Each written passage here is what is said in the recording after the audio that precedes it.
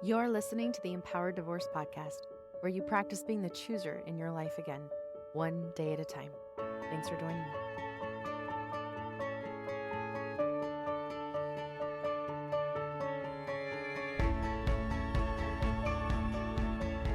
Hello, my amazing, beautiful listeners. Thank you for joining me. I have been so excited to bring you this episode with the amazing Geoff Steurer. It's been really cool to get to know him better, to work with him. The work he does is so valuable in helping couples, especially, heal from betrayal trauma. He's one of the go-to relationship experts that I often follow.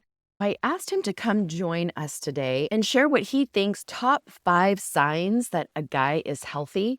So for those of you who are thinking about reintegrating into another relationship and all of those fears come up of what if I get hurt again? What if I get betrayed again? What if I miss the signs?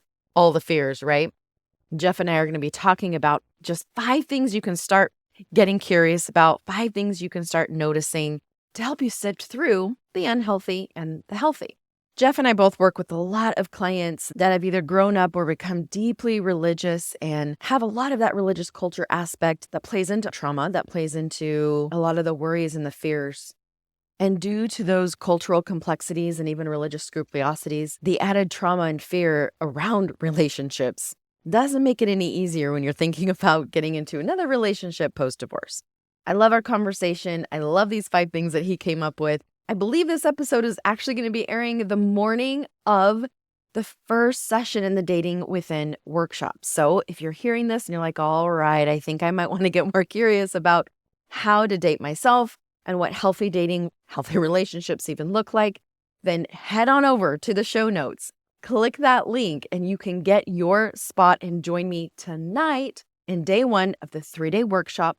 Yes, they are all recorded, so if you can't make it tonight, it's okay. That recording will be in your client portal, and you can rewatch that. I have an amazing workbook to also help as you navigate this journey of dating yourself and really turning your attention back towards you in a healthy way, which is key, which is foundational before you even consider entering into another relationship. So first things first there, at the end of the workshop, we will be holding a live Q&A with my husband, Scott, for those of you who want to get a male's perspective on dating or a male's perspective in general on some of these hard topics or some of these fears that might be coming up for you. This optional Q&A is really beneficial, and a lot of women in the past workshops have loved this add-on. All right, let's get going with my conversation with Geoff and 5 signs that the guy is healthy. Geoff, like I mentioned, a lot of women who go through divorce, specifically after betrayal, abuse, then they're in this spot of like, I never, ever want to date again. I never want to get in another relationship again, because all they've known, especially in our culture, our Christian culture, Mormon culture, all that they've known is this one relationship. Before their human brains were even fully developed, I'm raising my hand, that was me. So they don't have a really good, solid foundation of how to date healthy because they didn't have an experience of healthy. So I wanted you to come on because I love your work, and I have listened to a couple episodes of you and your wife, and I actually do love the dynamic between you two.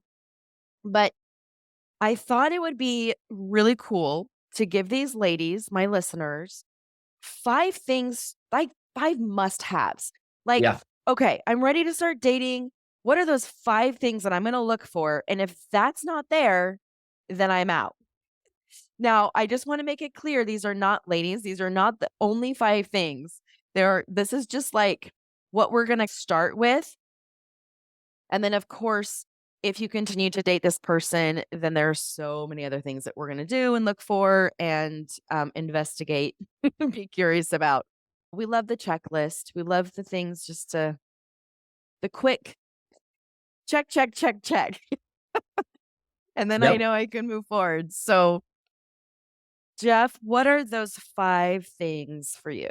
Okay. So I don't know that these are in any particular order. I'm not that smart, but I definitely but let me just go through them. Here we go. Number 1, this person absolutely has to be committed to their own personal growth. They have the capacity to self-confront. It reminds me of that group out of New Zealand that has those. I bought one of their t-shirts that says, "She is not your rehab." I have seen that. I have one of their t-shirts and I'll wear it in public. And sometimes women from across the parking lot will yell to me, "Love your shirt." But they get it. But like that whole ability to say, you know what, I don't feel right about this thing and I'm going to do something about it. Or this feels off to me, or some self-reflection. I wonder how I'm impacting other people. I wonder how I'm impacting this person. Like they have the ability to understand that they are having an impact or an influence on the people around them, or just how they're guiding their own lives and taking charge of it, bossing themselves, as we used to tell our children. I can boss you or you can boss yourself, kind of a thing, right? Yeah. And they're just willing to do that. And that person should already be doing that stuff long before they meet you. If you're single, that should not start when they get in a relationship with you.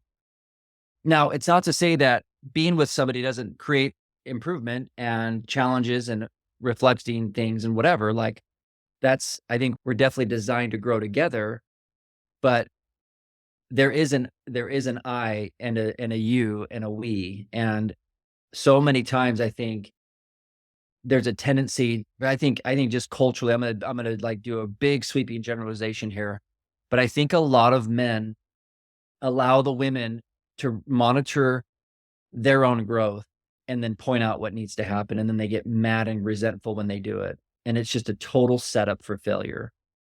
And so having a guy that absolutely knows how to do that and is on that.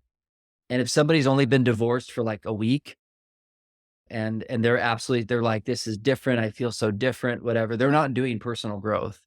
Right. They're trying to like lick their wounds and make sense of even who they are. There's a whole new. So anyway, that's number one, personal growth. Yeah. Okay. I Oh, love that one. And I just want to add or highlight what you said there, because if they're open, all of a sudden open to therapy or whatever resources, right? Reading a book, and they've never done any of this work before. I love what you said there. If they're just now going to start doing that because they're dating you, red flag. yeah. That is a red flag for me, especially at this age. Like, look, ladies, you've been married for a while. You're not in your 20s. Their brains are fully developed. So if they haven't developed these neural pathways of growth mindset, being open, and really this isn't part of their character, they're not going to just all of a sudden flip a switch because you're with them and dive into this type of growth mindset character trait, especially at our age, ladies. Yeah, don't let their personal growth program become their love bombing, right? Like, Ooh. because that's often what it does. Oh my gosh, yes. Don't let their personal growth. No. Say that Their again. personal growth program, I'll put that in air quotes, Yes, yes. turn into love bombing. Love bombing. Yeah. Because man, it feels so good to see somebody working on themselves. Right? Right? Oh my gosh, I love this so much. Okay. Yeah. Yes, So yes, yes. that train should have left the station long before they met you. Mhm. And they should be able to bring and share and talk about their journey. What have you been learning since you've been single? Like what are you working on? What Yeah. and will that continue when if we don't work out? That's the question. And Yeah. I've been married 27 years and I could certainly just like not care, be like, oh man, just kick this thing into autopilot. We've got some good patterns, got kids, life's going on, whatever. But I mean, entropy's real, man. Things break apart if you don't keep working on them, paying attention to them. Doesn't matter how long you've been married, whether you're single, nobody gets a pass on that. No, not at all. This We is all have actually a one of my goal. core non-negotiable boundaries. And when I was dating Scott, I was like, this growth mindset thing, Yes. it's a core value. And so if Mhm. this isn't something that's your core value and you don't do like the rest of your life, like we're not going to work. Absolutely. Just not going to happen. And so yeah, he still does his coaching therapy, stuff like that, and Yep. so Yep. I love that one. Love it. Okay. Yep. That's a huge one for me. Move on to the next one. Yep. Numero dos. Yeah, that one is they are confrontable. Okay. I want you to elaborate on that from the perspective of like, okay, so a woman's divorced. Yep. She's trying to figure out if they're confrontable. What does that look like? So I would say the lowest level of that, the lowest level of that is to ask for something that requires them to be inconvenienced, that requires them to be to give up a little bit, whether it's time, energy, attention, put down their phone, whatever, like anything that's like saying like, I need something from you. Can you like give that back to me? And that's a very low level of confrontation, which is to basically interrupt their flow, have them respond to you as a person. And then you start to amp that up and it's things like, hey, this is really important to me. So you start getting into like requests, agreements, boundaries, everything from this is how you're impacting me. I don't feel comfortable with this. That could be at any level, whether it's touch or tone or, I mean, anything like that, physical space. I mean, there's all kinds of ways somebody might be impacting you.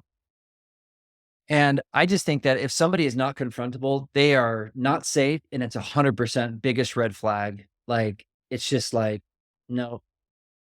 And because I just think like, who gets a pass on that? I mean, speaking of getting passes, like Right? who gets to like not have to be impacted by or influenced by somebody else? I mean, are you kidding me? Like that is, I think we should be confrontable with our children. I think our own children Absolutely. need to. They're in the one down. I mean, where you and I are talking about equals, right? But I think somebody who say like allows those who have less power than them to confront them and like talk through things and like Yeah. that's a person. Yeah. That's someone you can grow with. That's someone who does not play games. There's no power dynamic. There's no me versus you. There's no objectification. Like they Yeah. see, hear you as a real, and which ties into one of my few other ones that I'll talk about in a minute. But the confrontable part to me is huge. It is so huge. And this is where being your own gaslighting expert is really important too, and understanding those tactics and methods and techniques used when you do confront them. Yeah. Does the conversation get flipped back on you? Is all of a sudden your concern or your request that you're making about something that you're experiencing with them and how it's impacting you, all of a sudden now the conversation is, well, here's how you're impacting me. And that is the bulk of the conversation. That is a huge red flag. Yep. Okay, I Yep. love it. Absolutely. Yeah. Because if your need becomes sort of like a platform now for them to blame you or to criticize you or to shame you, or you even use humor at your expense. Yes. I I mean, had a there's client like that one time actually. yeah, Yes, I did. She was dating someone and that was something that she like her gut knew it was a red flag, but she was having a really hard time calling it out yeah, because it was wrapped up in this ha ha ha, mhm, funny, lively, yep. fun, charismatic, whatever character. Yeah, that's a real thing. I'm glad you The pointed that out. sneaky one because Yeah. who don't love laughter, right? And that playfulness, it got covered up Mhm, with just I'm being playful, mhm, but it and then never overshadows your impact. right, and then usually that turns into you can't take a joke, which is like Yes. classic gaslighting, right? Classic gaslighting. Yeah. And so, yeah, I think someone to me, like, confrontable is like, "Hey, I need or feel or think or see this or whatever," and then it just gets absorbed into like, "Oh, right, tell me more," or, "Oh, okay," or There's the pauses them, curiosity. Yeah. right? It pauses them. There's like it's like, "Oh, that changes the way," that kind of a thing. And that to me, like in a healthy marriage, both people need to be able to, have that kind of influence and impact on each other. And I mean, I don't know how else you get things done. Right. So that's a big one. Okay. Love it. All right, you ready for my third one? Yep. Number 3. This one I stole from Jeffrey R. Holland. He gave a great talk. It's my favorite talk of his ever in the history of ever, called How Do I Love Thee? From BYU Speeches, February 2000. So if you've never read that one, I'll send it to you, Amy, but it is, No, it's a good one. you know that one? Yeah. Okay. I'm not looking at you because I pulled it up real quick so I couldn't see if you were nodding or not. But one thing he says here that I just absolutely love is, of all the things we can't control, right? Of all the things, most of us aren't like, maybe we're not as attractive as we want to be, or maybe we're not as all the things that we can't do anything about. He says, oh, where is it? Anyway, he basically says the one thing we can control is how kind we are. And so that's my third one, is the ability to just be kind to another person. And oh, here it is. He goes, I suppose no one is as handsome or as beautiful as he or she wishes, or as brilliant in school, or as witty in speech, or as wealthy as we would like. But in a world of varied talents and fortunes that we can't always command, I think that makes even more attractive the qualities we can command.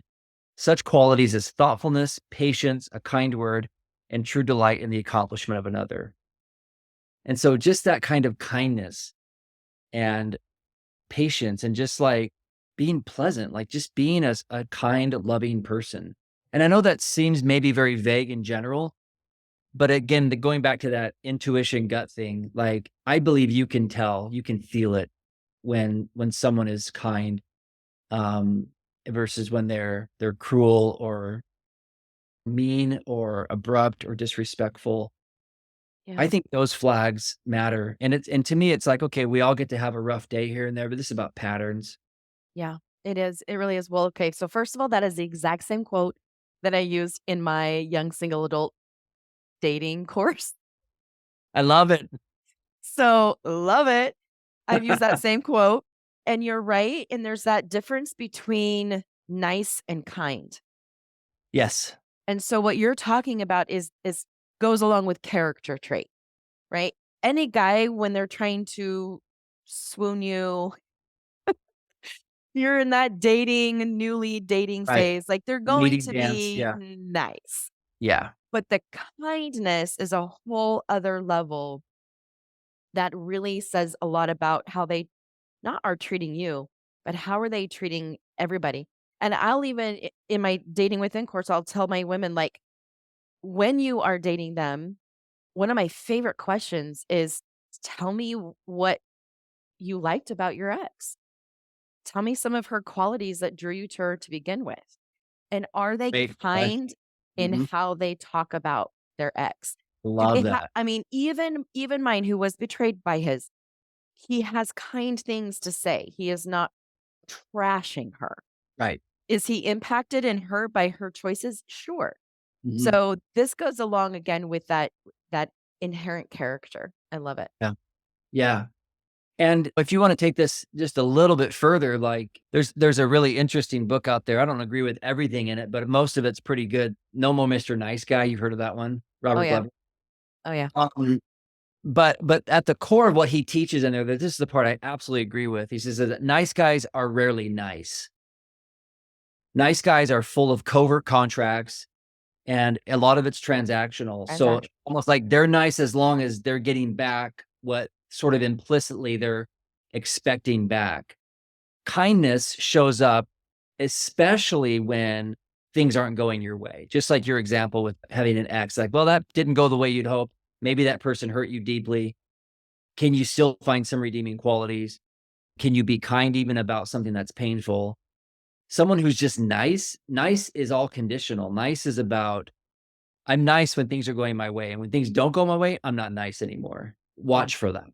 Yeah. Absolutely. I love Mhm. it. Yep. Okay. This one ties a little bit into the confronting one, number 4, but I felt like it needed its own category, which is they have the capacity, like they have the capacity to see you. And I think of this as the opposite of objectification. I see this as a counterpart to the personal growth one that I led off with. And this is about them being totally tuned in and caring about you and your growth and your needs and what you want, and like championing that. Like they see you. They care about what's happening to you. They pay attention. There's not, so I mean, obviously, like at a minimum, they're not wrapped up in comparisons about you and their ex, or you and their mom, or you and other women, or whatever else. This is about, they see you and how you're unique, and they want to learn about you, understand you. they're committed to being an expert, if you will, on you. This isn't about you just being a me monster and taking all the attention. Hopefully you're going to do the same thing back. I mean, that's, to me, two people that are deeply committed to understanding who this person is as a unique individual, and only one of you exists in the world. Like that kind of a thing, when two people are giving that to each other, it's a really lovely place to live and hang out. And so there's a willingness to, so this gets into the confrontable part. So if your partner or the person you're dating has a preference, or you express a preference that runs counter to maybe what makes sense to them, this is something that they'll be curious about. That, like, this actually happened to me yesterday with my wife. Again, we've married a long time, almost 30 years. And we had this church meeting yesterday that was supposed to start at a certain time. I like to get to places super early. She prefers to roll in. She doesn't like to wait and hang out there. Okay, we know that about each other generally, but we took a deeper dive into it yesterday in a way we'd never talked about. And we went back and forth on it for quite a while, and I learned a ton. And it was so impactful in terms of what I learned about why that's so important to her and how she sees it, getting there early, saving seats, all the little details of it all. That we had a great conversation and a couple laughs about it, about how different that we are about that. But it shifted the way that I saw myself. It shifted the way I saw that. Like, all of that happens because, and I'm not like patting myself on the back, I'm just saying it was a good experience, but it's based on that principle of, like, we could have just been like, well, agree to disagree and just carry Right. on. But it's really about, like, do you really want to know how this person really ticks? Do you really want to know why that's important to them? Do you really want to know where that came from? Is there a story behind that? What do they believe about? I mean, you can really just take that elevator down as far as you want. And someone who's willing to do that and see you and care about you, like, that's a pretty rich place to live, I think.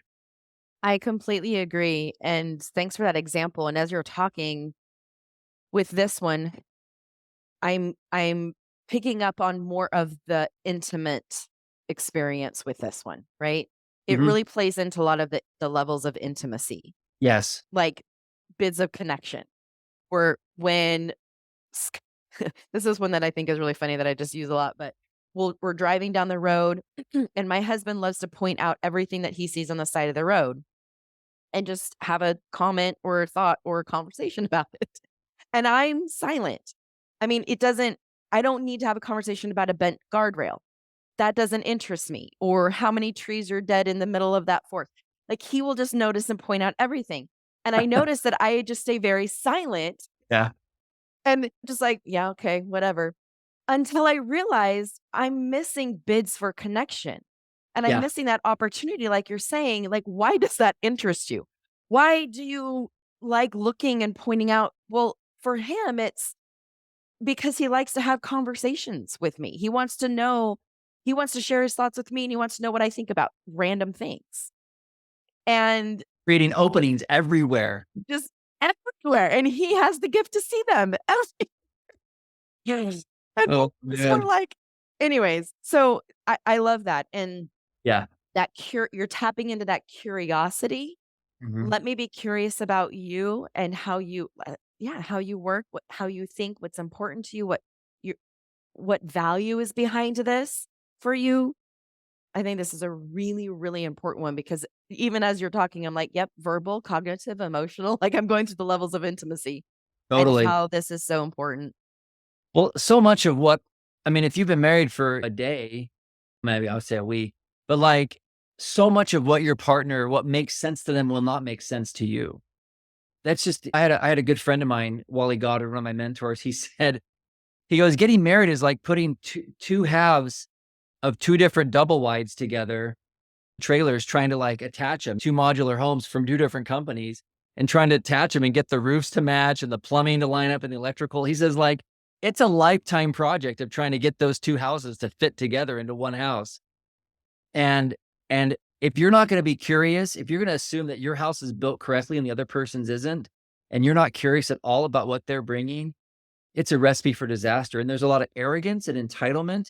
And I think you can even get into abusive attitudes and treatment when you really shut down somebody's reality. And so to see somebody is to basically make room for them as a totally independent thinker and person separate from you, who you want to be curious about and interested in. And if somebody's not willing to do that and they just want to have things their way, or their preferences rule over, or they just need to do things, or they just get, and I think again, I'll there's men and women. I've definitely seen this go both directions, who are so anxiously attached, or maybe avoidant, depending on our attachment style, who will just organize around somebody else's preferences so quickly because they just want peace.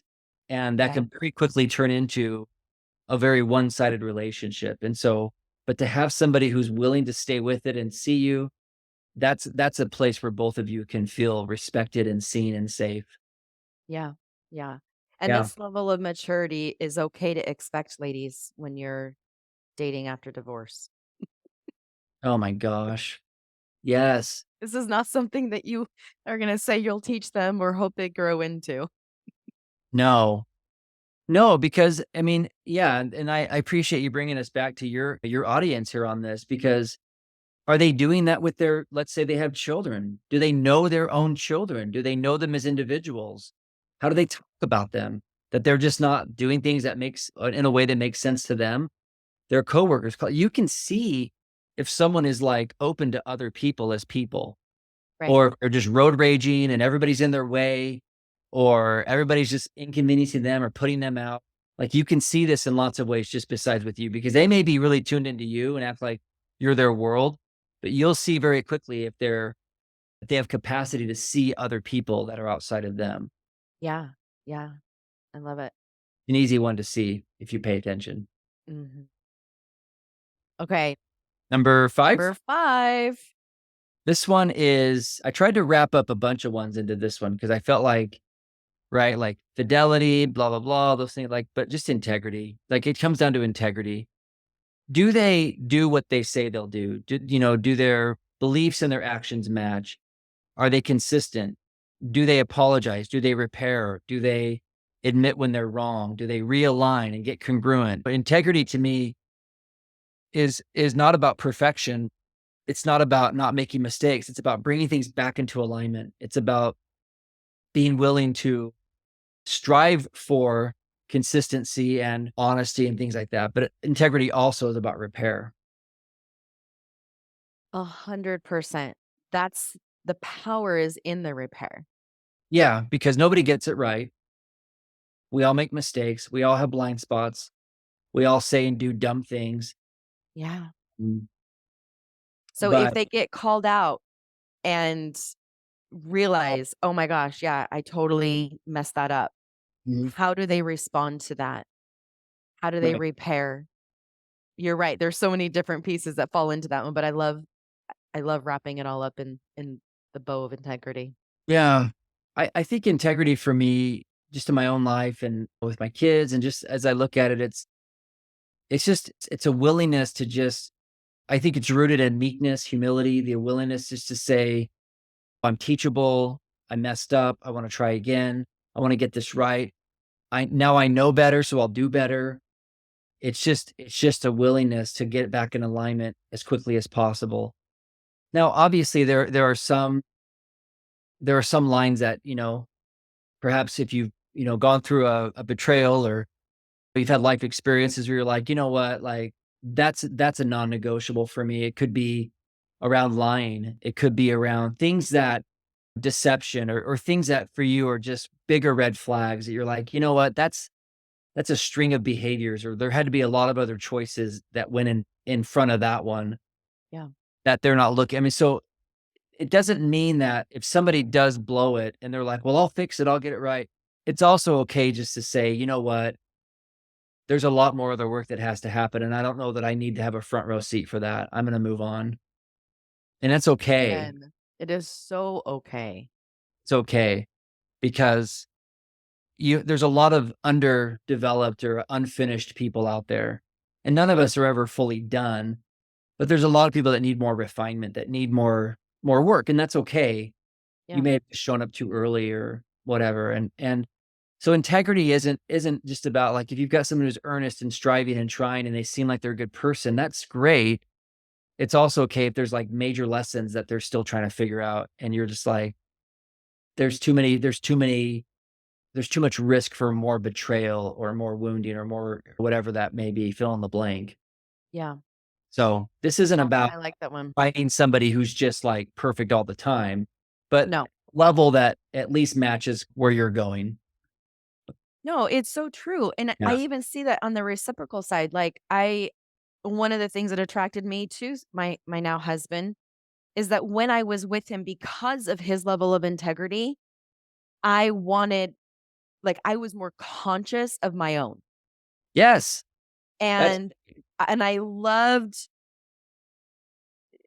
like, I loved how I wanted to be in my own experience, my own body, and my own character when I yes. was with him, and Right. that didn't he wasn't pointing anything out, he wasn't, like, chastising me. It was literally this innate inner sense of, like, I want to be honest, I want to be forthcoming and as transparent as possible when I'm in his presence. It was so reciprocal. Yeah. Yeah. Yeah. That there's just a deep, like, yeah, there's like a deep commitment to truth. And I know that word is really troublesome because that can be very subjective. But what I'm saying is just that they're striving all the time to, yeah, just to line things up with what they say, what they do. There's no deception. They correct things quickly. There's growth. Like that kind of stuff to me is that's a person you can work with and grow with. Yeah, absolutely. Okay, so like I told you before we hit record, I've had some amazing clients who are dating and they're like, "Okay, but I would love to maybe do some therapy work." I one client in particular that I did refer to you, he did have some childhood trauma Mhm. that he was transparent about, and her idea was, "Let's go to counseling together. I wanna basically make sure that he's done the work that he needs to with his childhood trauma." Right. And I was like, "Okay, that's interesting, and I have some thoughts about that, and I would love to just know what you think just based on that experience, first of all." Like, if you had a client come to you and say, "Hey, I'm dating this guy. He's got some childhood wounds. I just really wanna make sure, Geoff, that he's good." Ah. 'Cause in essence, that's what she was saying. Yeah. Yeah. Like, is he healed enough? Mhm. Yeah. And yeah, and it's sort of like I just need to, and I've got this, this is probably a really rough metaphor, but hang with me on this, Amy. But like it's like I've got this pre-owned car here and I just need to take it to the mechanic and make sure that like, right, that like it's not totally beat up or the engine's not gonna fall out when I drive it off the lot. Right? And I Transmission's not gonna fall out, yeah. so I guess I've a couple thoughts. The first thought is like, what experiences have you already had up to this point that concern you? And do they concern him? It's one of those things where it's like, if you're saying it's almost like you can identify that there's something's not right. You're observing behaviors, you're experiencing things that don't feel right. That's fine. But do you need to be the one to provide the prescription? Because that's a pattern I don't know that you want to get into in that relationship where all of a sudden you're the teacher, he's the student, you're the principal, it's no. That's a power up kind of one up dynamic. And that's implying that like he's broken, you're fixed. And it's not to say that he doesn't have some individual work to do or there might be some unhealthy patterns, but all you can do is really reflect your concerns about it and probably slow the heck down and express what this is like for you and allow him to ask questions and find a therapist or seek out trauma or read some books or figure out what's going on for him. That goes back into that own personal growth thing. He can be confronted. You can reflect what's happening for you. He can take it from there. And it doesn't matter. It doesn't mean that he can't ask you questions or ask for observations or be curious and trying to understand more about what it's like. But if it turns into this thing of like, I've got to run him by the shop real quick on my way to the altar. I I think that I think that's setting up a contract that you don't want to get into. I love the analogy, and you're spot on. And ladies, you've already done this. Yeah. You've already done this once. You've already learned the things, tried to teach. It's that acronym. I just did an episode on Stop Dancing with Walter. Have you heard that one? No. Stop Dancing with Walter. And Walter's the acronym. And it's warnings or threatening, arguing, lecturing, explaining. Wait, WALT. E. T is teaching, explaining, and reminding. Stop it. Oh man. Isn't that the best? I've met Walter. So, I've met Walter plenty of times. yeah. Oh And my you've gosh. done Walter. Stop Dancing with Walter. Yeah. Yep. Yeah, that's exactly right. And yeah, I remember years ago, my wife, she's like, Geoff, like this pattern, like something's going on with you. Like, I don't know what, I can't figure it out. And I'm like, okay. So I went and found a therapist, and like, I went and like figured it out with my therapist, and there was stuff there, and I had to like look at some stuff, some family patterns, some old stuff that and I'm so glad I did that. But Yeah. it came from a reflection. It came from an honest reflection of like, but if she'd been like, well, let's get some books and like, let's read together and let me help you, whatever, that goes way beyond like, hey, let me support you. It's like, bring her something to work with so she can Yeah. support you, right? Yeah. Well, It's that gets like, into enabling oh my and gosh. codependency. And yeah. But it made for some really interesting conversations once I was taking charge of my own work and looking at patterns and understanding some things that I needed to figure out. Then I could bring those and talk about it and get reflections and whatever. But it was very much my process. But I was doing it with support and with love. And that's very different than you anxiously trying to make sure this thing's going to get handled. And the person has no buy-in. They don't even see it or care. Right. They got to check it off so that you can feel comfortable. Ugh. Yeah. Exactly. Again, ladies, you've done this before. Do not repeat the patterns. I love it. Yeah. We But all I got do. stuff. Yep. We all have blind spots. We all have things. We're all hard on everybody in some way, so we all have things to do. So just reflect what's not working for you and let them work with it. Yeah. I love Yeah. it. Okay. This has been fantastic. Any last words to, again, specifically these women who are afraid to date? They're afraid of getting into that unhealthy relationship again. And they're still trying to navigate healthy. What does Yeah. that even look like? So taking these Right. 5 things, but any other thoughts for them? Go slow. Just go slow. Like there are worse things than being single, and being paired up with somebody who's the opposite of these things we just talked about is a special kind of hell. And you probably already know that at some level. And so we are vulnerable. We don't do well as humans. We're pair bonders. We love connection. We require it at some level to function well. You may have to outsource a lot of that connection to different types of people in your life, but recognizing that you'll be okay taking your time and slowing down and making sure these things are in place. It's so worth it. It's a tough investment in yourself. And there's a tendency to want to speed things up. If I had a nickel for every, I guess it's 2023, probably to up that. If I had $1 for every person who's come in my office who's been divorced and is dating again, and they absolutely are trying to convince me across the room, convince me that this time is different and it's okay that they're going so fast. And they're looking at me like, you got to believe me on this one, Geoff.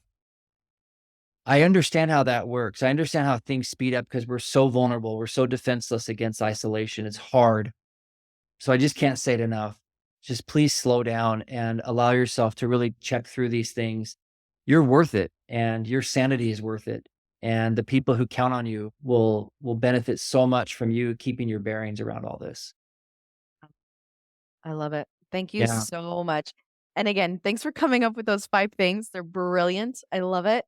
I'm going to put all of those in the show notes, ladies, so you can see those written out. And of course, how to get in touch with Geoff and listen to his podcast with him and his wife. It's amazing. As always, thank you. Man, it is so fun talking to you. And anytime, I need to get you on my podcast. You're on my list. I've made the list. My wife and I have been podcasting together and we haven't had guests on in a long time, and we're start bringing guests back. Yeah, So I made a list. I would love it. That'd be super fun. Yeah, come over and we'll podcast in the studio. It'd be super fun. But yeah, I love talking to you. This is such great stuff, and your audience is so lucky to have you. So it's awesome. Thanks, Geoff. Thanks so much. Appreciate it. Bet. Thank you. Bye-bye. All right, bye. For more information on Geoff Steurer, head over to the show notes. And as always, thank you for joining the conversation today. And remember, you are the chooser in your life, and you can choose the life and the dating experience that you want one day at a time, because you can. Take care, everybody. Today will be the day, it all will take. Nothing, no one's in my way. Today will be the day.